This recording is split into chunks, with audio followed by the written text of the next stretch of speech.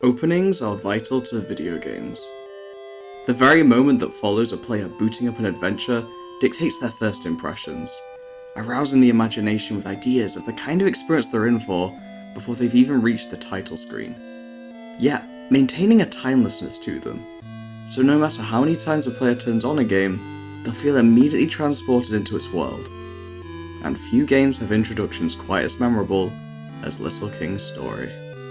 The moment that Wiimote's safety screen ends, a blackboard appears, and the company logos are scrawled on it one by one, surrounded with doodles of various enemies in chalk, turning what could have been a bland corporate scene into an immediate tone setter.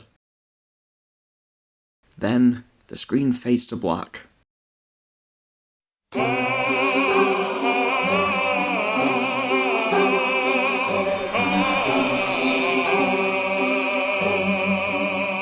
In bursts a majestic a cappella take on Maurice Ravel's Bolero, and within the confines of a makeshift diorama unfolds a scene acted out by puppets, narrated by a young boy's voice.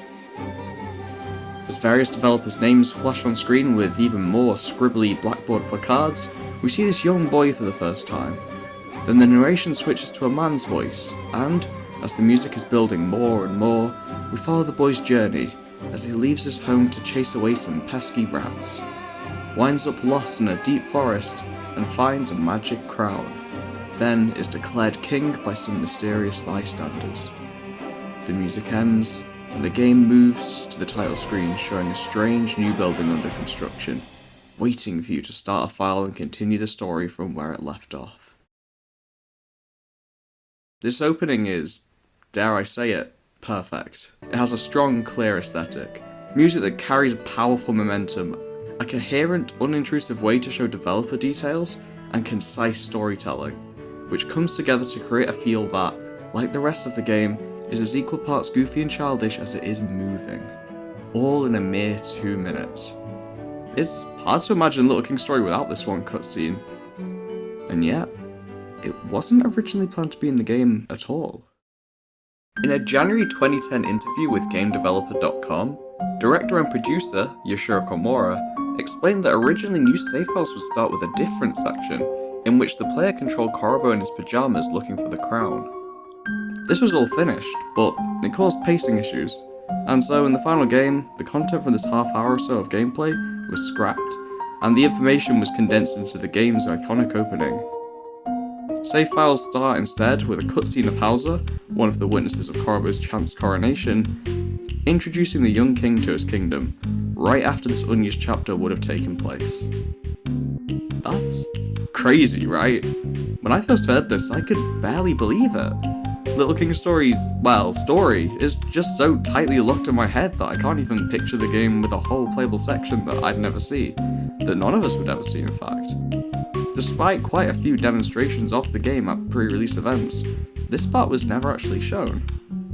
And if you've seen the previous 2 episodes of this Little King's Story mystery series, you probably know where this is going. We've tackled a piece of music that nobody recognises, a spin-off lost to time itself, now a finished portion of the game that was completely cut before release. There's a running theme here, so you've likely already prepared for me to tell you that, despite how fascinating it is, there isn't really much else to say about this mystery. I mean, what do you expect me to do? Scour any unused assets, pre-release footage, and in-game details for anything that could help put together a piecemeal of what this unseen 40-minute section may have looked like? Oh, you do? Well, you're in luck.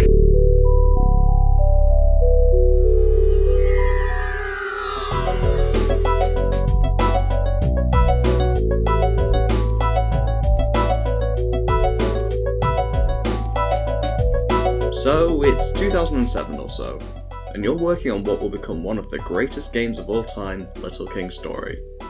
Where does your game currently start? Well, initially, not too far off where the final 2009 product eventually will. In the only recoverable unused cutscene from the game's data, we see that most of Little King's Story's opening comes straight from a longer alternate cut of the same scene, where Korobo plays with his puppets with his diorama, before being interrupted by their family of rats. There's a few extra shots in this cut. For example, one of them shows the appearance of a doctor puppet, the removal of which gives the final cut a little less continuity, since we see the same Doctor appear later in the scene without a proper introduction. When this version of the prologue was scrapped, some other cutscenes must have still been in development, as we can see that a few unused shots even have their animations repurposed in other parts of the game. In this version, there's no narration, and instead of Bolero, the music is a rendition of Felix Mendelssohn's Spring Song by the game's main composer, Yutaka Minobe.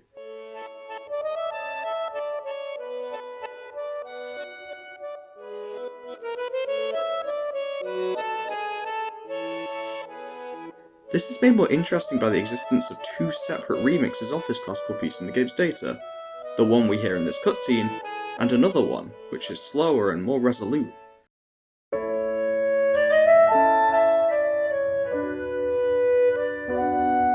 The position of this second one in the file suggests that it might have been planned as the credits theme, which would bring the game full circle, whereas in the final game the credits simply reuse Shimomura's Bolero from the opening.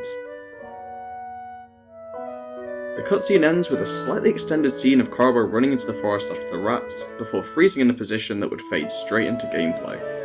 But let's pause for a second, because this isn't even every unused scene of Carbo chasing the rats into the forest.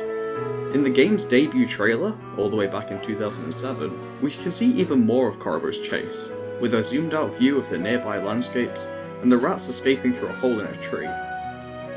So then the playable section begins, and just to prove that it was indeed playable, here's a somewhat horrifying image of Carbo's disembodied pajamas model from the game's data. Lovely. In the final game, our majestic midget is only ever seen in this attire in cutscenes, never in gameplay itself. Anyway, this dark forest in question is the one east of Castletown, which is fittingly renamed Carbo's Forest once it's conquered a little later in the game. So what would little PJ's Carbo be able to do here? Well, most of his abilities in the game come directly from the magic crown itself, which he currently doesn't have yet. So presumably this was a simple walk and talk interaction section. But who was Carbo talking to? In the final game's opening, Hauser, Verde and Liam are sort of just already there, watching Carbo get the crown. But in the scrap prologue, our young protagonist would have met each of these three characters individually, and learned a little bit about them each. How this took 40 minutes, I'll never know, but I digress. Let's start with Carbo's two best friends, Liam and Verde, both of which would get their own cutscenes. Although these cutscenes are sadly not in the game's data, we are still able to recover some shrapnel of what they would have been about. In Liam's scene, he's surrounded by the rats and chases them away with a stick, declaring that he is the king over them. This would set up a prominent side story in the main game where Liam is the only person who can scare away the rats at night, mostly through whistling. This rivalry would have started here, right at the beginning of the game. And this may have given us a bit of an insight into Liam's view of power, which becomes a bit of a talking point later in the game. As for Verde's scene, she flirts with the scarecrow as if it were Korobo, which is interesting, as her affection for this little lad is a long-standing plot point in the final game, but it doesn't really enter the story until a little after the first rival king is defeated, when Korobo rescues his first princess. Oh, and we can still find this exact dummy in the final game, sitting within one of the glades in Korobo's forest. And finally, the right-hand man, Hauser. Korobo meets Hauser and his trusty steed Pancho along one of the many paths through the forest, as part of his 35-year quest to find the king for his monarchless nation or Poco. We can see some of this scene in a trailer, but don't get much more than Hauser introducing himself and shouting at the audience that they'll become the best king in the world. The latter scene probably created just for trailer purposes. But interestingly, in these trailers, Hauser speaks English, and given that there's another unused trailer cutscene of Apricot's first appearance, from 2007, where she also speaks English, and which also uses a similar animation style, it's possible that Hauser's cutscene was one of the first created for this game, back when they were using actual voice acting instead of henteco speech. So it seems that Korobo has now met all the characters that will witness him finding the crown. But strangely, there's actually one more character to discuss. Within the files is this model of a woman that never appears in the game, and has never been mentioned anywhere else. At a first glance, she doesn't look like much, but then you kind of realise that she has almost the exact same face as Korobo. Could this be Korobo's mother? And if so, was she too intended to appear in this opening section? But how would she fit in if Corbo is supposed to be entirely alone at the start of the adventure? This character, in and of herself, is a standing mystery. And so, Corbo has now met all of the game's cast, which means, as far as we know at least, there's only one thing left for him to do: find the magical crown and become king. In the final opening cutscene, an unseen figure breaks open a boulder with a hammer and reveals the crown inside, which Corbo then takes. So, wait, how does Corbo even find it? Does he just stumble across it, or does one of the ministers lead him there? It turns out, Corbo was directed to the crown by God. See, alongside the king letters in the game's data is this unused texture for another letter. When this was found, there was much speculation as to what it could be used for. Perhaps it was a scrapped 8th rival king, or maybe it was part of the ending to the game, which went through many changes during development. Or maybe it was an alternate design for another one of the king letters. But now, we can finally put a close on what this unused letter is. If we decode what the Alpokian writing on it says, it reveals that this is a letter from God addressed to Corbo, telling him that he has a once-in-a-lifetime chance to break open a neighbouring boulder which houses a currently dormant but immense power. Corbo wasn't just some chance king. Corbo was chosen by God himself to lead Alpoko. It goes without saying that this has huge implications on the story and lore for this world. The first time we ever hear of the character of God in this game is through Campbell, who asks Corbo if he believes in God. This is an incredibly memorable moment for most LKS players, as it comes out of nowhere and it really shows what kind of game this is going to be. Like, God? In this children's game? But in this alternate version of events, the player would already know of God's existence, making the scene almost ironic. But not only this, it also explains why God sends memos to Corbo on how to take down each rival king just before their fight starts.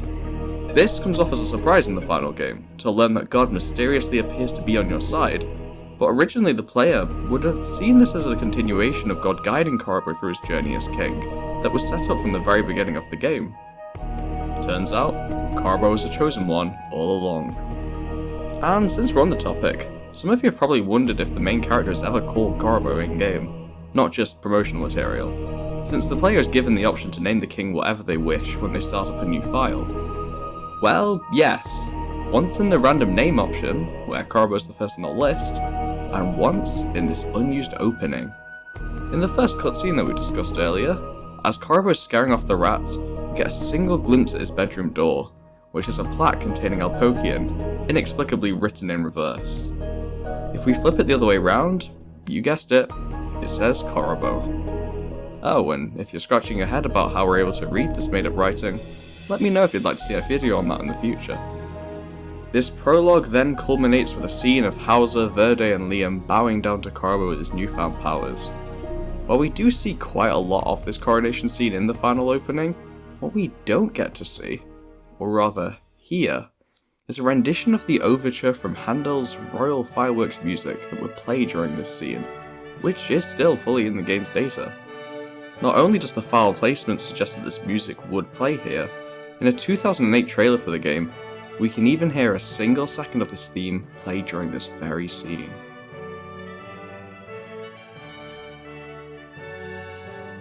From here, Corbo then becomes the king of Alpoko, and the game continues from where it does in the final product when you start up a new save file. And there you have it. Everything we know about this fully finished section of Little King's story that didn't make it to the final cut. Its removal does make sense. Doing so helps to speed up an already fairly slow introductory sequence and just get to the meat and potatoes of the game as quickly as possible. You know, the part where you can actually play as a king. But of course, it also sadly took with it many cool details that could have given extra context to the story.